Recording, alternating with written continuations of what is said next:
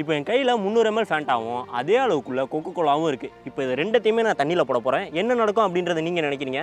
Comment பண்ணுங்கள்.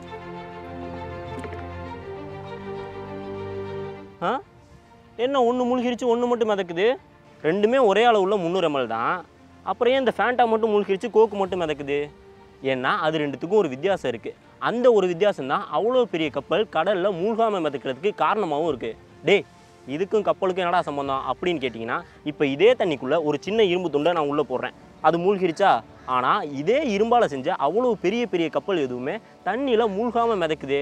அது எப்படின்னா, நம்ம குளத்துலையோ ஆற்றுலையோ இல்லை இந்த மாதிரி கடல்லையோ குளிக்கும்போது நம்மளோட எடை நார்மலாக இருக்கிறத விட கம்மியான மாதிரி இருக்கும் இல்லையா?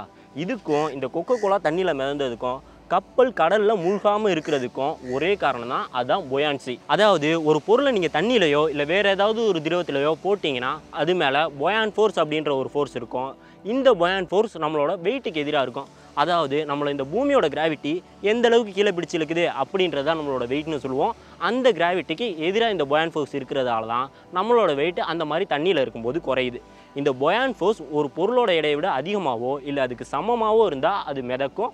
அதுவே அந்த பொருளோட எடையை விட கம்மியாக இருந்துச்சுன்னா அது அந்த பொருள் வந்துட்டு மூழ்கிடும். அப்படி ஒரு பொருளை தண்ணியில் போட்டிங்கன்னா அதுலேருந்து கொஞ்சம் தண்ணி வெளியில் வரும்ல, அந்த தண்ணியோட வெயிட்டுக்கு சமமாக தான் அந்த buoyant ஃபோர்ஸ் அந்த பொருள் மேலே இருக்கும். அதாவது இந்த மாதிரி சின்ன கல்லை தண்ணியில் போட்டிங்கன்னா அது வெளியேற்றுற தண்ணியோட அளவு கம்மியாக இருக்கிறதால அதோட வெயிட்டும் கம்மியாக இருக்கும். அதனால் buoyant ஃபோர்ஸும் அது மேலே கம்மியாக தான் இருக்கும். அதுவே இந்த மாதிரி பெரிய கல்லை தண்ணியில் போட்டிங்கன்னா அது நிறைய தண்ணியை வெளியேற்றுறதால அதோட வெயிட் அதிகமாக இருக்கும். அதனால் buoyant ஃபோர்ஸும் அது மேலே அதிகமாக இருக்கும். அப்போ அந்த பெரிய கல்லோட வெயிட் அதிகமாக இருந்ததால தான் அது நிறைய தண்ணியை வெளியேற்றுச்சா அப்படின்னு கேட்டால் இல்லை. அதோட சைஸ், அதாவது வால்யூம், கொள்ளளவு அதிகமாக இருந்ததால தான் அது நிறைய தண்ணியை வெளியேற்றுச்சு. அப்படி நிறைய தண்ணியை வெளியேற்றி அதில் buoyant ஃபோர்ஸ் அதிகமாக இருந்தாலும் அந்த பெரிய கல் தண்ணியில் மூழ்கினதுக்கான காரணம் அந்த buoyant ஃபோர்ஸ் அந்த பொருளோட எடையை விட கம்மியாக இருந்தது தான். அப்போது ஒரு பொருளோட எடையை விட buoyant ஃபோர்ஸ் அதிகமாக இருந்து அந்த பொருள் மிதக்கணும்னா அதுக்கு ஒரே வழி, அந்த பொருளோட அடர்த்தி அது மிதக்கிற திரவத்தோட அடர்த்தியை விட கம்மியாக இருந்தால் மட்டும்தான் முடியும். அப்படியே அடர்த்தி கம்மியாக இருக்கிறதுனால தான் பெரிய பெரிய கப்பல் எல்லாமே தண்ணியில் மிதக்குது. டே, நீ அந்த இரும்பு சாவியை தண்ணியில் போட்டப்போ அது முதல்ல மூழ்கிச்சுலடா.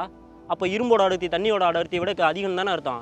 அப்போ இந்த இரும்பால் செஞ்ச பெரிய பெரிய கப்பல் மட்டும் தண்ணியில் எப்படி மிதக்கும் அப்படின்னு கேட்டிங்கன்னா, அது என்ன தான் இரும்பால் செஞ்சுருந்தாலும் அதோட ஒட்டுமொத்த அடர்த்தியை கம்பேர் பண்ணும்போது தண்ணியோட அடர்த்தியை விட கம்மியாக தான் இருக்கும்.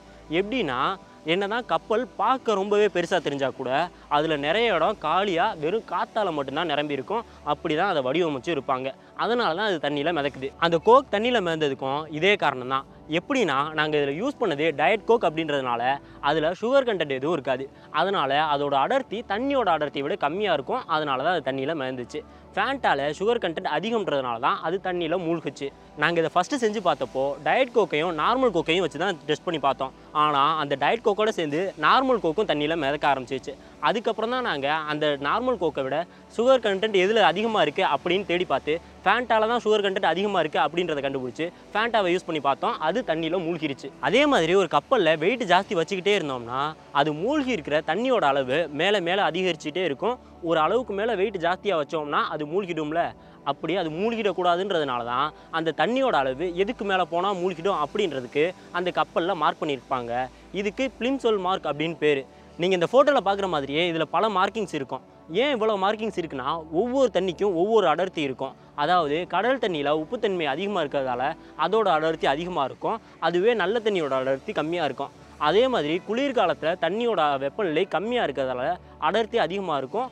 வெயில் காலத்தில் தண்ணியோட வெப்பநிலை அதிகமாக இருக்கிறதுனால அடர்த்தி கம்மியாக இருக்கும். இப்படி பல காரணங்களை பொறுத்து கப்பல் போகிற அந்த தண்ணியோட அடர்த்தி மாறுபடுறதால தான் ஒவ்வொரு தண்ணியோட அடர்த்திக்கும் தகுந்த மாதிரி கொஞ்சம் கொஞ்சம் இடைவேளை விட்டு தள்ளி தள்ளி அதில் மார்க் பண்ணியிருப்பாங்க. இப்படி கப்பல் போகிற இதே கடலால் தான் நம்மளோட ஒரு நாள்ன்றது 24 மணி நேரமாக இல்லாமல் அதிகரிச்சுட்டே இருக்குது. என்னது, ஒரு நாளைக்கு 24 மணி நேரம் கிடையாதா அப்படின்னு கேட்டிங்கன்னா, ஆமாங்க, ஒரு நாளைக்கு 24 மணி நேரம் கிடையாது. ஏன்னா பூமி தன்னைத்தானே சுற்றுற ஸ்பீடை குறைச்சிக்கிட்டே இருக்குது. இப்படி பூமியோட ஸ்பீடு குறையிறதுக்கும் நிலா பூமியை விட்டு தூரம் போகிறதுக்கும், என்னது நிலா பூமியை விட்டு தூரம் போதா அப்படின்னு கேட்டிங்கன்னா, ஆமாங்க, இது ரெண்டுத்துக்கும் என்ன சம்பந்தம் அப்படின்றத பற்றி தெரிஞ்சுக்கணுன்னா இங்கே தெரிகிற இந்த கார்டை கிளிக் பண்ணி பாருங்கள்.